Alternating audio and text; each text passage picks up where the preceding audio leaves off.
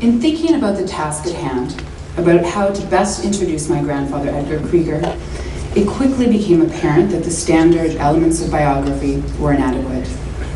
Dates and places, predecessors and descendants, schooling and jobs. There is much to say about each of these aspects of his nearly 93 years. But somehow, what makes me in awe of and proud of and really in love with my grandfather lies beyond the outlines of what could be communicated in this kind of biographical sketch. Instead, what I'd like to do right now is use this moment to draw our attention, which is something he rarely seeks out but always deserves, to his unwavering support of family and education, and his boundless generosity and curiosity.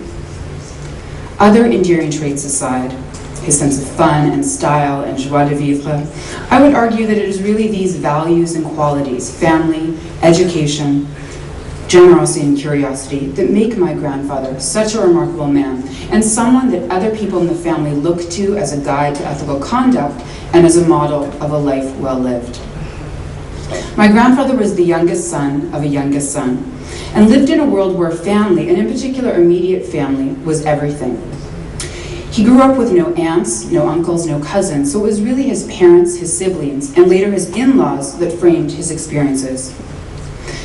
In going over his CV, one is struck, I think, by the fact that nearly every one of his jobs is in some way related to family, whether with Oppenheimer Brothers, with Ernest Krieger, in the luggage business with Charlie Harband, or in the liquor business with Joe Greenberg, where his incompetence and penchant for closing shop to gamble contributed to that business's failure, and therefore the subsequent success of Standard Brand Paint Company. Good job, Dad.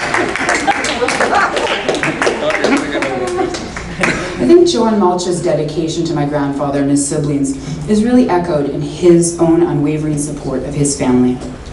My grandmother Anne was a very strong, charismatic, and somewhat challenging woman, and his support for her, his devotion to her, was unshakable. Today, his 4 children live within miles of him, and just as much as family means to him, he means the world to his family. Whether it's going for a meal, discussing this week's translated letter, attending a lecture, troubleshooting his computer, all of us enjoy each and every moment, and really relish each and every moment we get to spend with him. When my friends meet him, or even see a photograph of him, they inevitably ask about his relationship status, to which they do, and I always must say, tear off the ticket and get in line. The value that my grandfather places on learning is most evident in the support of the education and career aspirations of his grandchildren, but also of other people in our generation. Nothing any of us wanted to pursue, no matter how impractical, history, art, psychology, music, was out of bounds. And he's always made really sincere effort to understand and connect to our interests. His generosity shines through in his old-fashioned chivalry and charm, but I think most significantly in his support for the post-secondary studies of my cousins and I. My sister Sasha, cousins Rachel and Daniel, and I do not get enough opportunity to acknowledge and express our gratitude for this support. And now that I have a microphone and an audience, I would like to, on behalf of all 4 of us, say thank you.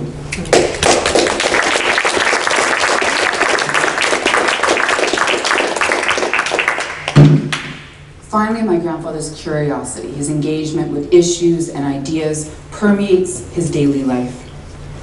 Born into the presidency of Woodrow Wilson, he remains a passionate and opinionated political observer in the world of Barack Obama. He participates in weekly discussion groups with friends, reads the New York Review of Books and Times literary supplements from cover to cover, travels from Palm Springs to Petra. He watches everything from Washington Week in Review to Desperate Housewives. It's true. He takes university courses on subjects ranging from Chekhov plays to Middle Eastern politics. And I think that those of you who know that one of my mentors, UBC historian Chris Friedrichs, never fails to tell me that I rank as the second most promising and memorable student he had in my family.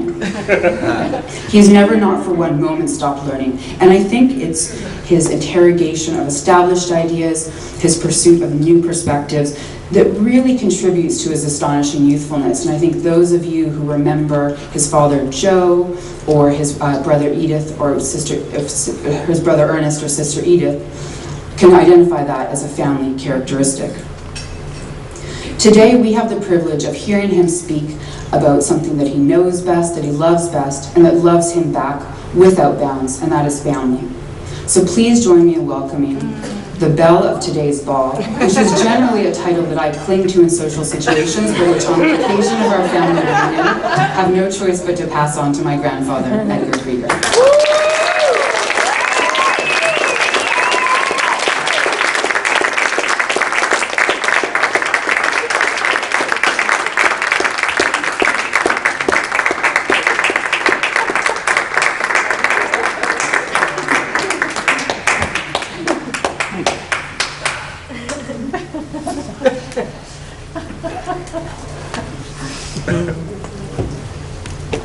Good job,